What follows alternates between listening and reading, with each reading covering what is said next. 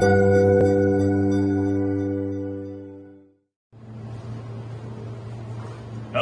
everyone. My name is Jason Liquor. That's right, you heard me correctly. My last name is Liquor. Imagine growing up with that last name? Wine is fine, but liquor's quicker. Settle down, people. I heard it all. Let's just say that my sister was ecstatic when she got married and her last name was changed to Wolanski. Well, I'm a pastry chef, so I play with butter and sugar all day long. I'm also an author who has self-published 2 award-winning cookbooks. Not bad for someone who barely made it through college as an English major. Now, if someone would have told me that I would have been either, I would have laughed in their face. But you never know where life can take you while creating your own recipe for success. Let's start in the beginning. I grew up in Long Island as if it was a fairy tale. I was raised in a big house with a loving family that consumed everything that came near us. Hell, no donut was safe around me. To put it into perspective, I was 140 pounds in 6th grade.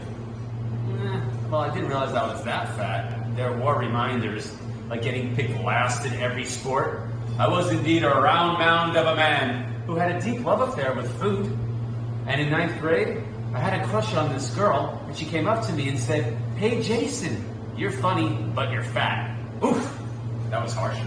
I mean, I knew I was a ham, but I didn't know I was the whole pig. And that's when I started dropping some pounds and lifting some weights. Oh man, my childhood was amazing. It was sweet. Just unbelievable. Let's fast forward a little bit. To college, I decided to stay home and enroll at Stony Brook University. I just didn't know what I wanted to do in my life. Well, that first semester of college, this is when the shit hit the fan. My parents pulled me aside and they told me that my mother was diagnosed with lung cancer. I was absolutely shocked. I was taken back. And for the first time in my life, I was scared. My mother, Nancy, a woman full of love, life, and New York sarcasm, smoked like a freaking chimney. And when she tried to quit smoking, she gained weight, which means we all gained weight. And when she continued to smoke cigarettes, she lost weight. This vicious cycle went on like a yo-yo throughout her whole life. I mean, I was shell-shocked. I just didn't realize the time was of the essence. Well, according to protocol for her diagnosis, she was placed on a special diet of low salt, low sugar, and low carbs. And for a family of eating animals, this was quite difficult. The only snack on the market at the time was a brand called Snackwells, which were fabulous. And in my house, an open box was an empty box. Well, one day, me and my mom decided to attempt baking something remotely healthy. So we shoved the banana bread in the oven, and it turned out to be pretty inedible. I mean, cardboard probably tasted better than what we baked. Well, you know what? We laughed. We smiled. We created a memory together. And this is far richer than anything sweet. And those moments with my mother, it sparked something in me. It ignited a fire that I could not deny. I wanted to immerse myself in the world of pastry arts. But, as mentioned, I was in college and I needed to complete my degree. So, as time grew on, all I did was just start thinking about pastry and food arts. Oh, it was amazing. Well, my sophomore year, I transferred from Stony Brook University to upstate New York to Cortland College. And upon completion of that sophomore year, my mother was placed in a special cancer clinic in Houston, and I thought everything was going fabulous. Well, when I returned home at the end of the semester, my dad pulled me aside once again with more freaking ridiculous bad news that said, "Hey, things have changed and have turned for the worse. We need to go to Houston immediately." Well, while on the plane, my dad told me, "Listen, there's a chance your mother might not recognize you." Unbelievable. I arrived to the hospital and my mother did recognize me. She started crying. She said she's sorry, that she loved me. And then a few days later, she slipped into a coma. On December 19th, 3:15 p.m., 1995, my mother passed away.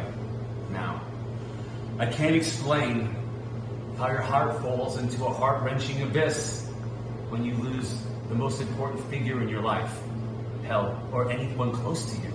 I mean, I was ruined. I was wrecked. And for the first time in my life, I just didn't know what to do. Man, this just broke my heart. So I knew I had two options in life. Be miserable and let this ruin me forever, or live like I have nothing left to lose and create my own recipe for success. Well, I returned back to college that sophomore year for the second semester, and I started reading every recipe I could find, watching food TV, and just get anything to take my mind off my mother's death.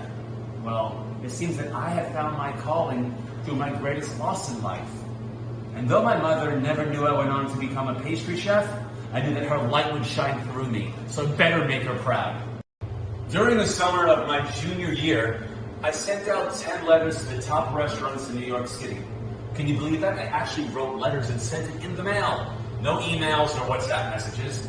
Somehow, I landed an internship at the legendary Union Square Cafe. Man, I was commuting from 5:44 a.m. from Long Island into Manhattan 6 days a week for free, and I loved every challenging second of it.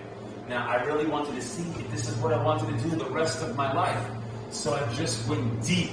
Well, after that, I went back to college, and I took these precious moments baking with my mother and with the internship back to school with me and pondered what to do next. Well, I enrolled in the French Culinary Institute's baking and pastry program back in New York City. After a few weeks, when I felt I had a good foundation already established, I rolled over to Trump Tower and walked into Jean-Georges' namesake restaurant. After the pastry chef pretty much blew me off, I said, whoa, chef, look, I'll work for free. And if I earn it, you hire me, and I'll get a whopping $8.75 an hour. Wow. Well, this was some of my favorite times. I was like a sponge, absorbing every piece of information I was learning from work and from school. Hell yeah, I made a billion mistakes. I screwed up tons of recipes. I got yelled at all the time. But hey, this is how we learn. Damn, I almost got fired while I was working for free. I don't know how that's possible. But you know what? This was a discovering moment in my life, and this is what I wanted to do. Well, let's fast forward a little bit. In the year 2000, I moved down to Miami Beach, where I took a job at the Shore Club Hotel, which also was housing Nobu's restaurant. Now, Nobu Mas is one of the most established chefs and restaurateurs in the entire world. Well, this was my first experience tasting and embracing Japanese ingredients. I was fascinated. I was like, what are these incredible flavors? I studied everything from miso to shiso to sake until I learned how to master to balance these lovely, subtle new experiences. Wow. I mean, I took the time to teach myself and train myself to really embrace these new flavors. It was an eye-opening introduction to Asian ingredients, and I took this knowledge back with me to New York City at my new job at the Peninsula Hotel, where I was executive pastry chef. Now, right around this time of year, it happened to be tax season, so I moseyed on over to my accountant's office, and he told me, hey Jason, you're pretty broke. I was like, whoa. At the same time in my life, I just got out of a long-term relationship, and hell, I just didn't know what I wanted to do. I just didn't want to follow the same road as everyone else. I like to go against the grain to experience something blindingly new. Well, I started sending out a few resumes. And then I got a phone call from Karl-Heinz Ritter, the executive chef of the West Inn Shanghai.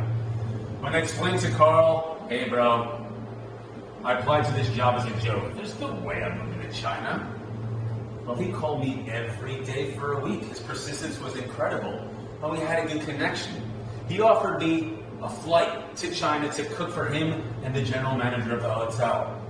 I took this as a personal challenge. I took a step back and said, whoa, wait a second, what is this opportunity? Focus and conquer. So, jumped on a plane and flew across the world, and it was the year 2005. I landed in Shanghai, this crazy futuristic city that seemed to be out of a science fiction movie. I was floored. I mean, I could not believe what I was experiencing. So, I cooked for them, and I nailed the tasting. 2 weeks later, I moved back to Asia, and guess what? My life had changed. It was incredible. Well, I mean, listen, You never know what you can do when you're stuck inside a box. You need to push yourself outside the box to experience something incredible. Well, I had 30 pastry cooks. Hell, I didn't even know their names. It was pretty crazy, and I was embracing every moment of it. Well, while in Shanghai, the team was preparing for the FHA Culinary Challenge. This was the cooking event of the year. Now, my team really took pride in competition. There were such areas as chocolate showpiece, sugar showpiece, plated dessert, but the epic finish was with the final event, Best Chocolate Cake. Bum, bum, bum! I really put a lot of work in creating something extraordinary with my pastry cook, Jason. Yeah, another Jason. Well, we created this entremet that was chocolate mousse cake, super velvety, passion fruit caramel, and praline crunch. This was out of this world. Damn! Well, after the time concluded, a judge walked over to me and he said, "Hey chef, you are worst. You are worst." Damn, I was pissed off. My jaw dropped and I just stormed out, and of course, in liquor fashion, I went straight to a bar. As I started slamming down mini tequila shots and beers, my phone started ringing off the hook.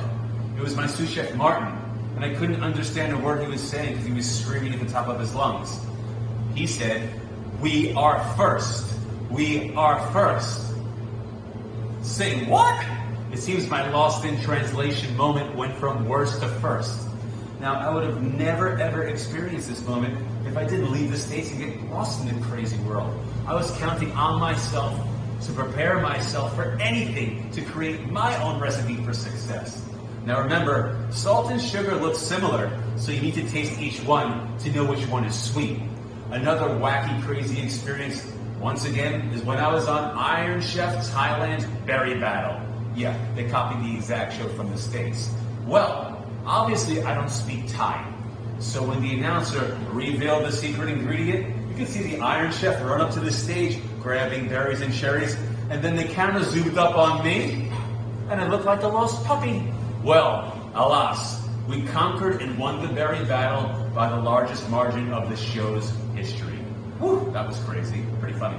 After some success, I dreamt of always writing my own cookbook just like every other chef in the universe. So I was really taking my time to do the research on how to write a pitch. I spoke to some authors, I spoke to some chef friends, and then eventually I sent out a pitch to every major publishing company. And guess what?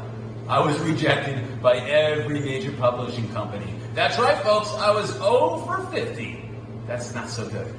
And you know what? I was frustrated, but I wasn't discouraged at all. I was like, okay, it's time to invest in myself. So my first move on the road to self-publishing was to hire close friend and phenomenal photographer, Jason Lang. So I gave Jason a call. I said, "Hey bro, are you interested in help shooting my cookbook?" And he laughed and he's like, "You have no idea how much work this is." And he said, "No." I was like, okay, that didn't go too well. I said, "Next time you're in town, come see me."